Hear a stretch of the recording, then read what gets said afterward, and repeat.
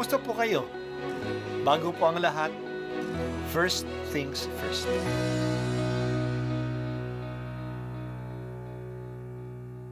Good morning po. Sinisimulan po natin ngayon ang first things first. At dito po, tinatalakay natin sa unang bahagi ng umaga natin ay ang first readings na binabasa po sa banal na misa. Ito pong tinatalakay natin kasi madalas po marami na tayong alam tungkol sa gospel readings. Pero konti po ang nagsasalita sa first readings. Pero ang first readings, bahagi din po yan ng Biblia, ng banal na kasulatan.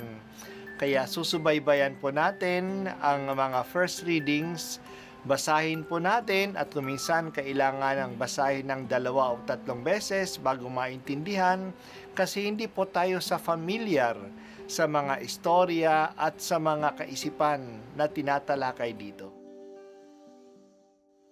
Ang pagbasa mula sa 2 aklat ng mga hari. Nang 10 araw ng 10 buwan, ng 9 na taon ng paghahari ni Sedekias, tinipon ni Nabucodonosor ang buo niyang hukbo. Kinubkob nila ang Jerusalem at pinaligiran ang mga bantay. Ang pagkubkob nila ay tumagal ng 2 taon. Nang 9 na araw ng 4 na buwan ng pagkubkob sa Jerusalem, umabot na sa sukdulan ang taggutom sa buong lungsod. Noon nabutas ang isang bahagi ng pader ng lungsod. Nang makita ito ni Haring Sedekias, kinagabihan ay tumakas siya patungong Araba, kasama ang kanyang mga kawal. Doon sila dumaan sa pintuan ng 2 pader, malapit sa hardin ng palasyo. Ngunit ang lungsod ay naliligid ng mga Kaldeyo. Tinugis sila ng mga ito at inabutan sa kapatagan ng Jericho, kaya nagkanya-kanyang takas ang kanyang mga tauhan. Nabihag si Sedekias at iniharap sa hari ng Babylonia na nasa Ribla at doon siya hinatulan. Pinatay nila sa harapan ni Sedekias ang mga anak nito. Dinukit ang mga mata at gapos ng tanikalang dinala sa Babylonia. Nang 7 araw ng 5 buwan ng 19 na taon ng paghahari ni Nabucodonosor, pinasok ni Nabuzaradan ang Jerusalem. Kapitan ng kanyang mga tanod, sinunog niya ang templo, ang palasyo at ang lahat ng bagay doon. Wala siyang tinira. Ang mga pader ng lungsod ay giniba naman ng mga kawal na kasama ni Nabuzaradan. Dinalan niyang bihag ang natitira pang Israelita, pati ang mga sumuko sa hari ng Babylonia. Ang iniwan lamang niya roon ay ang ilang mahihirap upang magbungkal ng lupa at mag-alaga ng mga ubasan. Ang salita ng Diyos. Salamat sa Diyos. Si Haring Sedekias ang iniwan ng Emperor Nabucodonosor na hari ng Jerusalem. Si Haring Sedekias ang iniwan ng Emperor Nabucodonosor na maging hari sa Jerusalem. Hindi naging tapat si Sedekias sa mga Babylonians. Pagkaraan ng 11 taon, kumampi siya sa mga Egyptians sa paniniwala na ipagtatanggol siya nito. Nagalit si Nabucodonosor, sinalakay ang Jerusalem, at 2 taon itong kinubkob. Nawala na ng pagkain ang lungsod. Dumating ang panahon na nabutas ng mga Babylonians ang isang bahagi ng makapal na muog ng Jerusalem at nakapasok sila sa lungsod. Nagtangkang tumakas si Haring Sedekias isang gabi. Hinabol siya ng mga kaaway at naabutan sa Jericho. Dinala siya kay Emperor Nabucodonosor sa Ribla. Doon siya hinatulan. Sa harap niya, pinatay ang lahat ng mga anak niya. At pagkatapos, binulag siya at ninalang bulag sa Babylonia.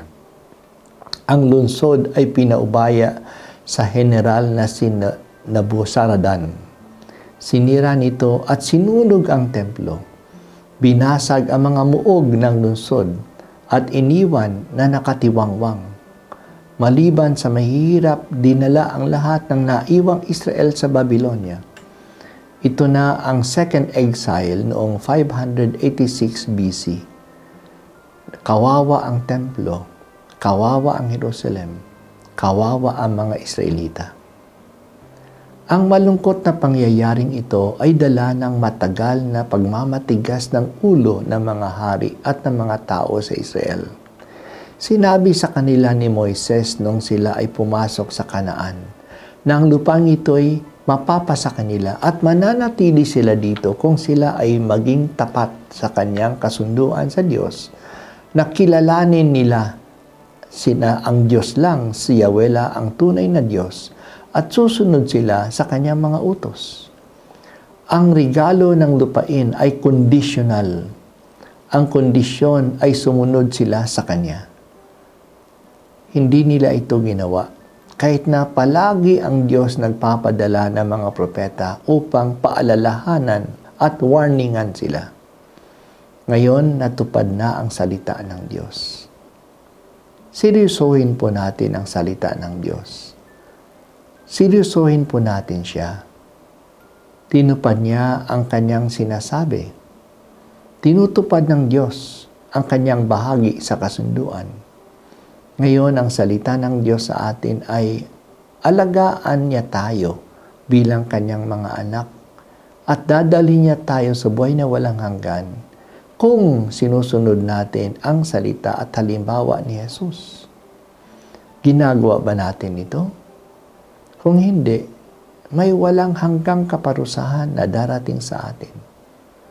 Seryoso ang Diyos. Seryoso ba tayo? Makatarungan ka, Diyos, at tapat. Nananalig kami sa iyo. Tulungan mo kaming magkaroon ng takot sa iyo, sapagkat ang takot sa iyo ay bahagi ng aming pag-ibig sa iyo.